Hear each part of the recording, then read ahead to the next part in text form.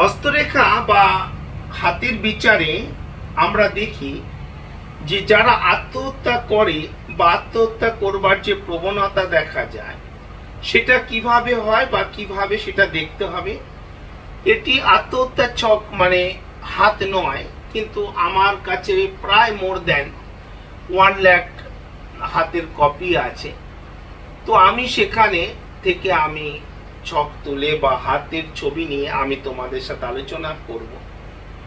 এই যে আমাদের যে শিরোরেখা, যেটি আমাদের মস্তিষ্ক রেখা বা শিরোরেখা, এই শিরোরেখা থেকে যদি কোনো শাখা সোজা চন্দ্রের দিকে নেমে যায় বা শিরোরেখা সোজা যদি চন্দ্র পর্বতের দিকে নেমে যায়, তাহলে সে ব্যক্তি কিন্তু আত্মহত্যা করবে।